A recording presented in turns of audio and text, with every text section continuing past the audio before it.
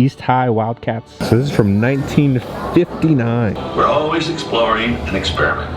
The glass slipper from the live-action Cinderella film. So they have some of the Dharma Initiative food items we have. You guys are about to see some of the rarest Disney artifacts on the planet. We're about to get up close and personal with some of the most insane artifacts. So Chris and I went to go see this. This is no longer open to the public. There's a Universal exhibition happening there now. I want to share this with you, so enjoy. On the outside of the building, when the wind hits this, it looks like a wave. Okay guys, we're currently in Philadelphia, Pennsylvania. We're here at the Franklin Institute. It is time for the Disney 100, the exhibition world premiere here. Chris, what are we about to see today? We're gonna see a bunch of artifacts from 100 years of Disney magic. I'm really excited. So they pulled out, I believe it's like 250 artifacts from the Disney archives. A lot of the stuff has never been seen before, or it's been decades since anybody's ever seen it. So when this thing pops, is popcorn gonna come out of it? We're walking up, we got some silhouettes. We got Minnie Mouse, Sheriff Woody, and the only one that's not a silhouette is Sorcerer Mickey. So when you come in, they have all the different characters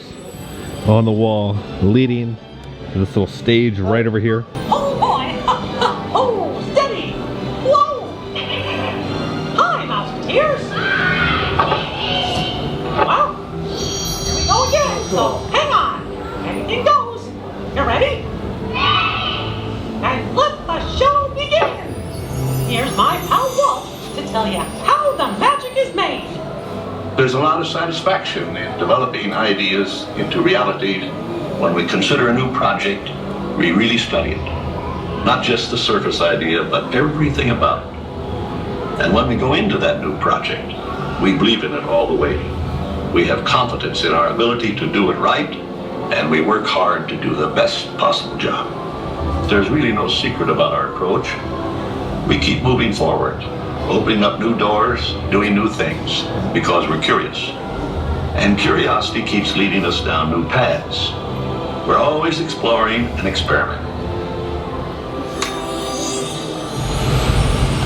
Everybody ready? And on in the show! So they did like a deep fake of Walt Disney. Here in the world of imagination, hopes and dreams. To all who come to this happy place, welcome. So we're gonna go through the history, right? So we're gonna start over here. The early silent shorts. This is a little megaphone from the Laugh-O-Gram, first contract, right, that started the Walt Disney Company.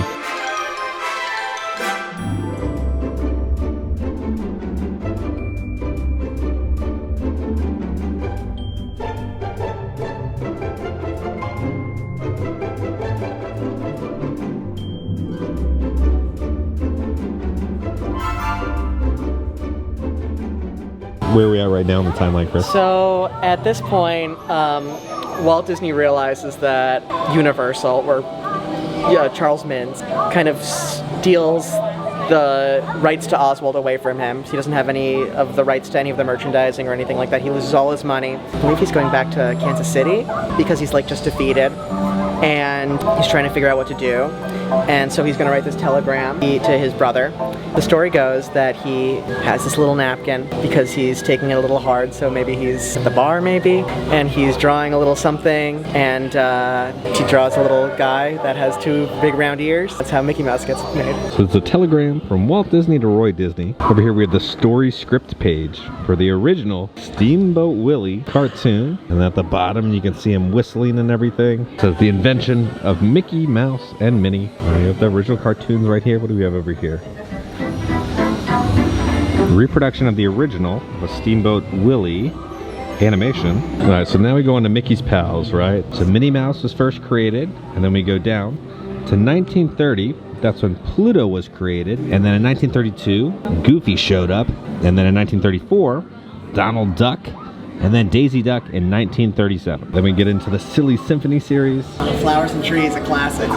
So in 1929 is when the Skeleton Dance came out. So this is from Walt's office. So you spin it, you look through the one little area with the light, and then it looks like everything is moving and dancing in there. So they have a little microphone you can put up to your ear, but this is, you know, when Disney started adding color into their films. 100 years? I think this is really crazy that like you can look over here and see Steamboat Willie and then look over here and see Wakanda Forever. So they have a whole timeline, right? 100 years, 1920s, right? Everything started with the Walt Disney Company. In the 30s, right? Everything changed when they created Snow White and the Seven Dwarfs. And we go to the 40s, they opened the Disney Animation Studio in Burbank. Bambi was released. 1942, Mickey Mouse Club in 1955. In 1950, Cinderella was released. 1953, Peter Pan. 1954, 20,000 Leagues Under the Sea won an Academy Award for Best Special Effects. Lady and the Tramp, 1955. 1955, also Disneyland. It opened on July 17th in Anaheim. Let me go over here to the 60s. The Parent Trap. 1963, the debut of audio animatronics for the Enchanted Tiki Room. Mary Poppins. 1964. We come over here. Walt Disney World opens. Bed Knobs and Broomsticks won an Academy Award for Best Visual Effects in 1971. 1983, the Disney Channel. R.I.P. 1987, the Disney Store first came out. Epcot Center opened in 1982. 1983, first international park, Tokyo Disneyland. 1993, Nightmare Before Christmas. Beauty and the Beast, Disney's first Broadway production. 1994, 1995, everything changed with Toy Story and Pixar. We got The Lion King in 1997 on Broadway. It reigns as one of the longest running shows of all time. Animal Kingdom, 1998, one of the best parks Disney's ever made. We got the Disney Cruise Line, first launched in 1998. We're gonna come over here to the 2000s, right? We had The Incredibles, 2006, High School Musical, changed all of our lives. D23 was founded in 2009. Princess and the Frog was released in 2009. And being born in 95, right? Toy Story, and then just to witness all these films and everything change. In my lifetime, many people who've experienced big chunks of this. 100 years. A lot of stuff has happened within 100 years within the Disney company. Where do the stories come from? And as you can see, stories come from magical crystals that come from the ground, and the Disney animators mine the crystals, and then they put them inside of a special machine. They go crank, crank, crank, and they dust it over their paper, and then that's where the stories come from, as you can see by this exhibit over here that represents these giant crystals. This is looking like the Tron queue with all the fingerprints. We have the original screen used of the opening of the film, Snow White and the Seven Dwarfs book, 1937. Just look at the level of detail in the book. And I've never really noticed this, but look down at the bottom. You can see all the seven dwarves right there.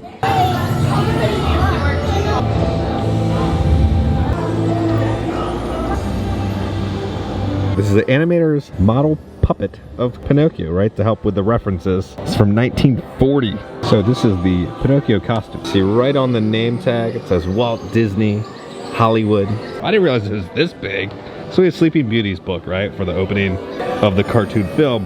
This thing is massive. I thought it was gonna be the size of the Snow White one over there. Look at all the jewels. Sleeping Beauty. So this is from 1959.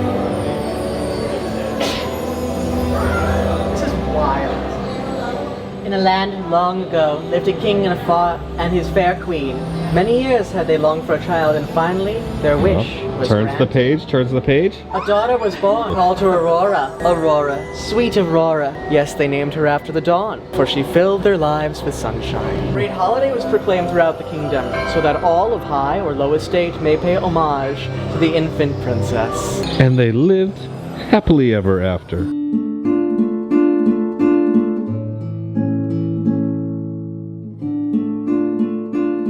We have the glass slipper from the live-action Cinderella film. Oh my god. That's incredible. I don't think the video does this justice with how it changes colors when you move. But this is from the live-action film. And now we're getting over to the Alice in Wonderland stuff. Mary Blair, we got some of her artwork right here. Mary Blair just had such a unique art style. They have a little photo up here you can lay down right next to Dopey. What are you dreaming about, Chris? I just had this most wonderful dream that I went to Wonderland. So Dopey's just relaxing, taking a little nap also. But inside here is something truly magical. It is the snow globe from Mary Poppins. This thing has a crazy backstory. They found it like in a janitor's closet. But there it is. They have little projections of the birds. That's beautiful. And over here we have one of the carousel horses from Mary Poppins. It's amazing that any of this stuff has lasted this long. Back in the day, they didn't have like the Disney archives. Disney's had to track down all these items throughout the years and restore them. So that's why this is such a special exhibit, because you never get to see props like this. Look at this. It's a little live action Pooh Bear from the Christopher Robin film from 2018. Oh, he's so adorable. You just want to give him a hug.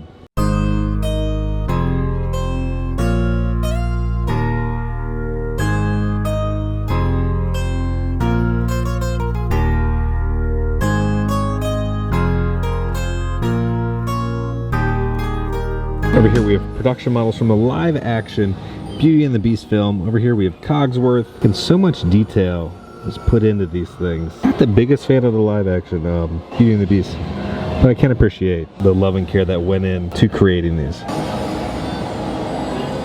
So stories actually don't come from magical crystals, but kind of. They come from mythology, comic books, your imagination, other free-written stories like Lady and the Tramp, because they fairy tales, novels. They come from your traditions. They come from your heart.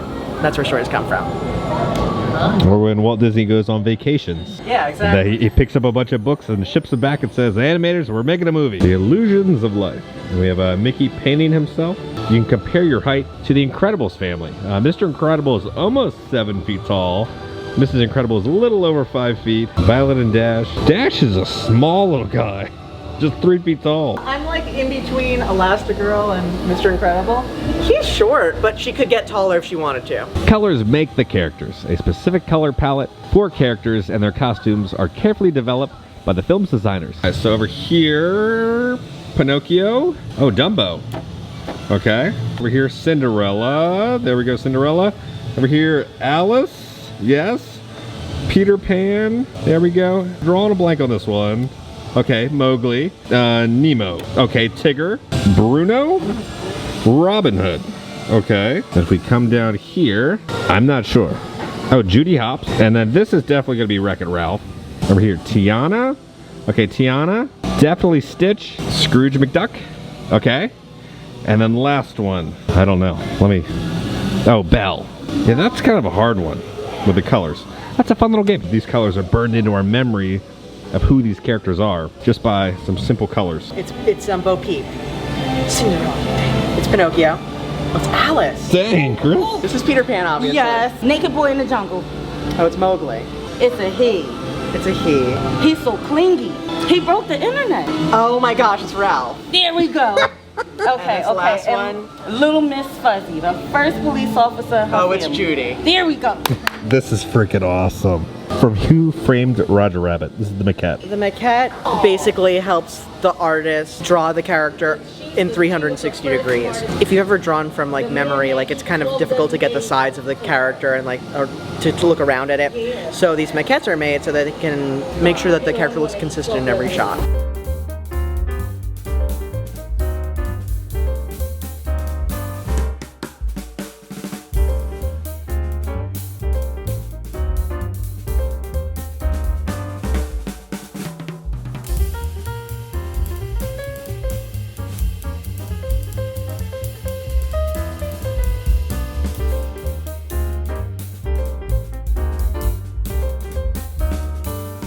This is the original design for Buzz Lightyear. He looks a lot different in Toy Story, but it almost reminds you of like the little mini Buzz that we got. The guy who created Alice and Tinkerbell and Cinderella and did their drawing, and Maleficent was tasked to create Cruella. They kept trying to draw her in ways that reminded you of people that you hated and the way that they move. So you can see like the development from the idea of the story to like really how her movements and the way that she's animated really creates the character. She's been changed so many different ways, from like the Glenn Close of Cruella all the way up to the Emma Stone version of Cruella, and there's like the Cruella over here, and but still like it's like this, like the animated look of her still is the reason why we love this character, and we still like, and even with all the live action performances, it still retains this like still this amazing look. Cruella walks so that Yzma could run. They have this massive interactive board, so look at our favorite character. Joe. We'll click that. Talks about his story, character design. All right, let's see that. Click, and here's all the different character designs that they came up with for Joe from the Pixar film Soul. So there were 18 different outfits they came up with. Olaf toy puppet from Frozen, the musical on Broadway. I'm guessing this is from when they were little kids. It's an O and an A. Olaf looks like some sort of like hermit coming out of the woods. Now we're heading into the Ariel section. So this is going to be some story sketches.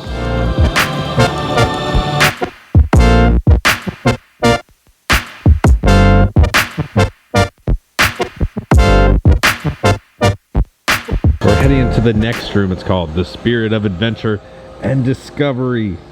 Like on the floor. Silhouettes of Peter Pan and the kids. We got Barbossa's costume from Pirates of the Caribbean, Curse of the Black Pearl from 2003. This is just like yesterday that that film came out. I remember like watching it on VHS. Then we have a prop from Pirates of the Caribbean on Stranger Tides of the ship inside the bottle from Lilo and Stitch. We come down here, we have Lilo and Stitch.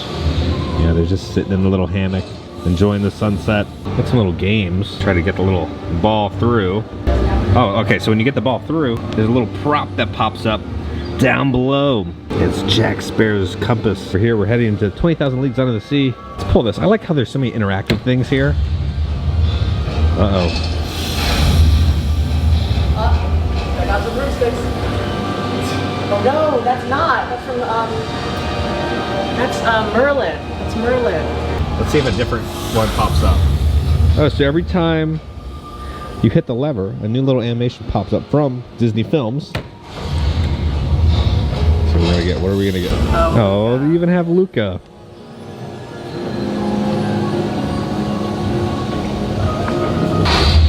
On door number 1, what is Christopher Falcione gonna get?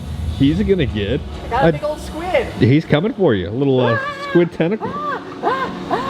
So this is gonna be the Nautilus, right, from 20,000 Leagues Under the Sea from 1954. This was used for the special effects. But again, they don't make props like they used to. Just look at the level of detail on the Nautilus.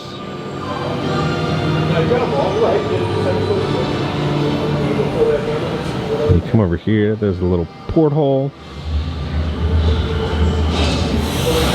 This thing is massive. It's probably like 10 or 12 feet long. Jungle Cruise. We got some concept art by Mark Davis for the Disneyland Jungle Cruise. Come over here, there's some more concept art for the Disneyland Jungle Cruise. So this was a attraction vehicle model of Jungle Cruise, of the, you know, the skipper boat, used in a trip through Adventureland. Everything in this exhibit is just displayed beautifully. Proper lighting, you get a great view of the artifacts. Okay, what is this one? How do we solve this? Line up 3 of the same symbol. Okay. Oh, it's the wooden plank from National Treasure Book of Secrets, the second one, used by Nicolas Cage. The puzzles are cool because that's the mysterious island from 20,000 Leagues Under the Sea, and this one is the language that is in the queue for Indiana Jones. And then we have Emily Blunt's costume over here from the live-action Jungle Cruise film.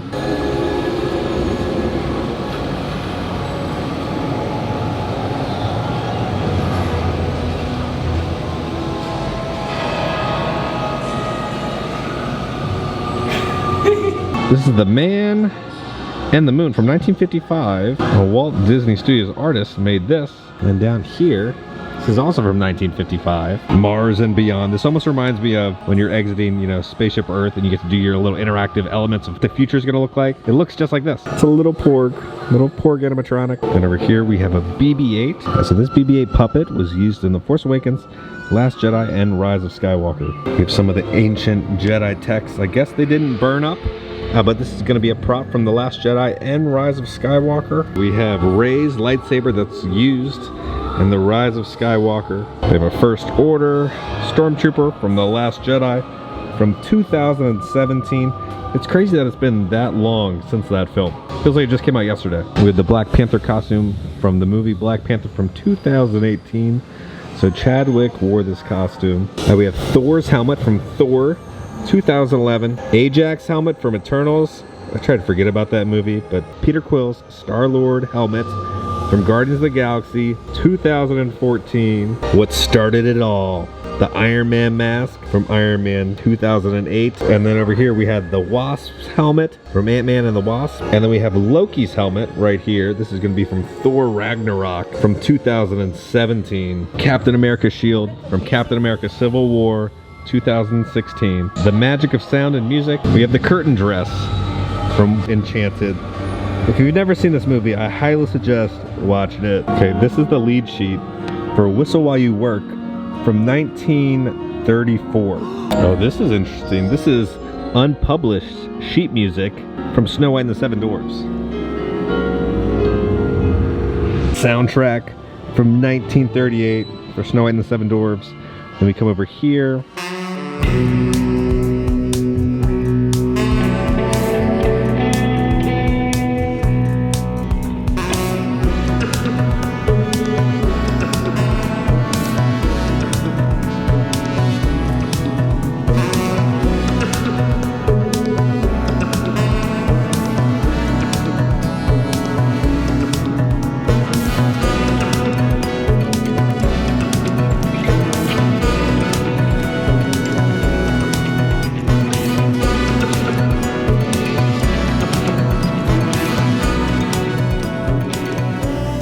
Now this was used by Jimmy Dodd for the Mickey Mouse Club from 1955 to 1959. Right, oh, is that Tinkerbell right there? What's going on the wall? It is Tinkerbell. Where'd she go? All right, so over here, this is going to be the whistle that was used in Steamboat Willie from 1928. This is going to be the glass bottle. It was a sound effect device for pickaxes in the dwarves' diamond mine. And then over here, we have the wind chimes from Peter Pan. Oh my gosh, look. That was awesome. So the pixie dust sound that we all hear, right, when Tinkerbell comes by is from this wind chime. This is from 1953. All right, here comes Tinkerbell. The wind chime sound, there she is. She sprinkles her little pixie dust and flies off. They have some of the costumes from Lion King on Broadway. You can listen to all the different music on headphones. So many of these soundtracks, right, have changed all of our lives. They even have the album for Country Bear Jamboree. All right, the next little spot is The World Around Us. Academy Award for Bear Country from 1953. These are Walt Disney's pants from his trip to Argentina. There's the photo of him right there. And then these are the pants.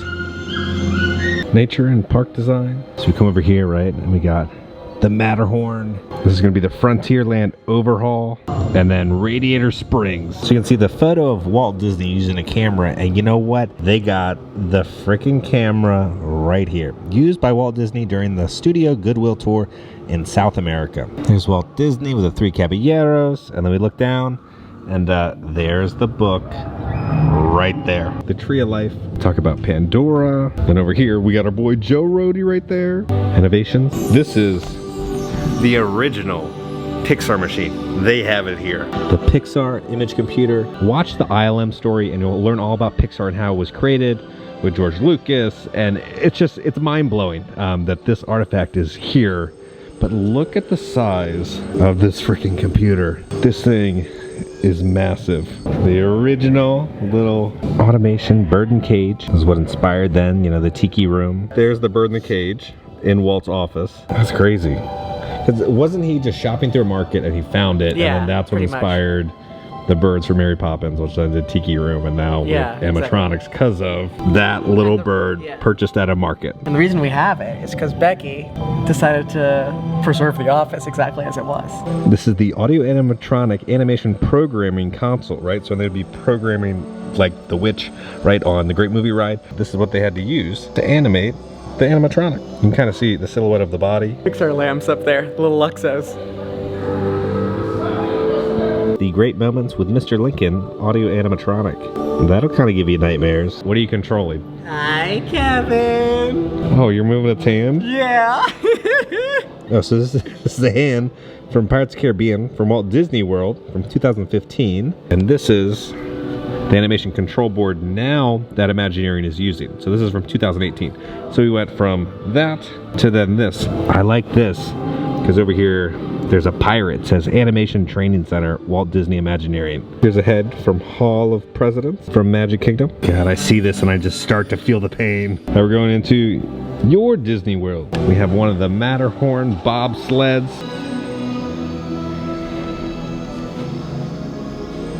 And we got Goofy. He's ready for a photo. This is the spell book from Hocus Pocus from 1993. Again, so much level of care went into crafting it. These are like scrapbooks that you're opening up, and there's just so many wonderful little details. Now, my generation, right, 95. So the Eisner era, this is the stuff that I grew up with. And then we head over here, well, the 2000s to 2020. I remember getting my first D23 magazine. They put all of the things that are gone now. That used to just be backstage. It was just walled off. Oh. But then, one of my favorite shows of all time. I've watched it probably 20 times all the way through is lost. So they have some of the Dharma Initiative food items. So we have sugar cubes, we have some water bottles, and this is a grape drink mix. And then down here we go to High School Musical 3 senior year. This was used by Zac Efron.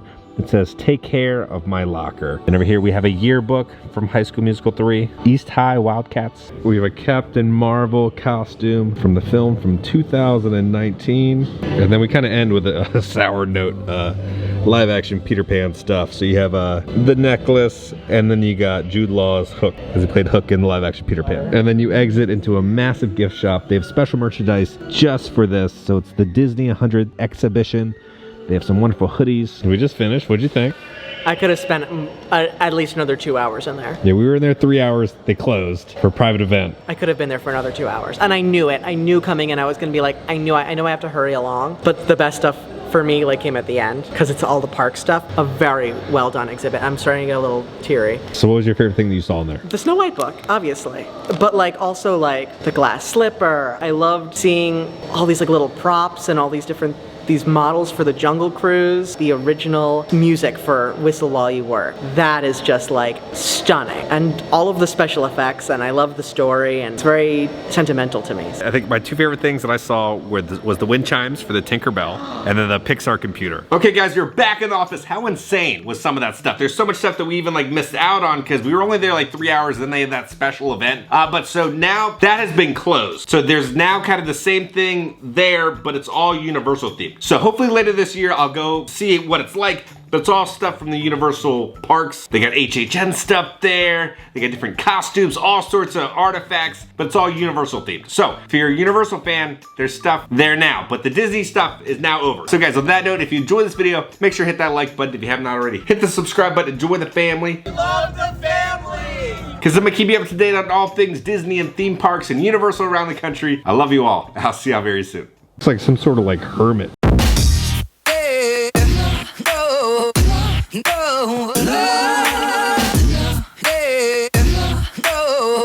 So when this thing pops, is Pooterate gonna come out of it?